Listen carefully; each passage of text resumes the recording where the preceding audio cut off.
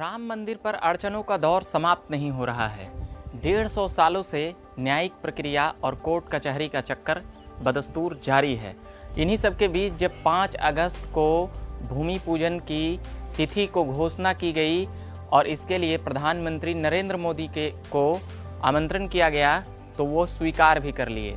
मगर अब मामला आया है कि एक साकेत गोखले नाम के एक व्यक्ति ने इस पर कोर्ट में एक अर्जी दी है, PIL दायर किया है और कहा है कि कोविड-19 लॉकडाउन अनलॉक 2 का उल्लंघन हो रहा है, इसलिए यहाँ पर ज़्यादा आदमी आएंगे भूमि पूजन में तो कोरोना महामारी के बीच और भी कोरोना महामारी को फैलने में मदद मिल सकता है।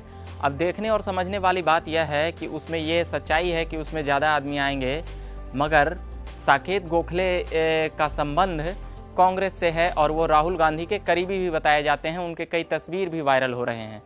पहले वो नानुक्कर कर रहे थे, मगर अब वह साफ तौर पे मान रहे हैं कि हमारा संबंध कांग्रेस से है और राहुल गांधी से है। अब देखने वाली बात यह है कि 5 अगस्त को बड़ी जतन से राम मंदिर निर्माण का भूमि पूजन तय हुआ था। उसका ढांचा 20 साल पहले बनाया जा चुका था, मगर इन्हीं सब के बीच भूमि पूजन की तारीख तय हुई। 3 अगस्त और 5 अगस्त पे अड़चन चल रहा था तो 5 अगस्त तय किया गया। इसको लेकर देश के प्रधानमंत्री इसका उद्घाटन करेंगे भूमि पूजन का, ऐसी भी बातें आई थी और उन्होंने इस आमंत्रण को स्वीकार भी कर लिया था।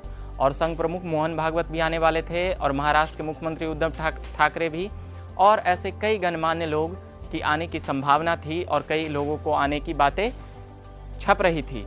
इन्हीं सब के बीच साकेत गोखले का ये खबर आता है। कल ही शाम को उन्होंने ये वाकया खूब चला अखबारों से लेकर टीवी पर कि अब फिर से राम मंदिर के भूमि पूजन में अड़चन है, क्योंकि कोरोना महामारी का डर का हवाला देकर अब देखना यह है कि वो बातचीत में कई बातें कह रहे हैं। वैसे कांग्रेस का मनोदशा राम मंदिर को लेकर उतना सही नहीं है, क्योंकि उसकी सरकार भी पहले करती रही थी और बीजेपी के ऊपर भी राजनीतिक दबाव भी था कि राम मंदिर की न्यायिक प्रक्रिया में देरी के कारण बीजेपी पर भी आरोप लग रहा था। मगर जब न्यायालय द्वारा ये बातें साफ हो गई तो यह भी बातें साफ हो गई कि अब राम मंदिर का रास्ता साफ है। मगर ये फिलहाल इस अड़चन के लिए साकेत गोखले ने अपना व्यू रखा है कोर्ट के सामने और न्यायिक प्रक्रिया देखते हैं आगे क्या हो पाता है। इन सब तमाम खबरों में बने रहेंगे।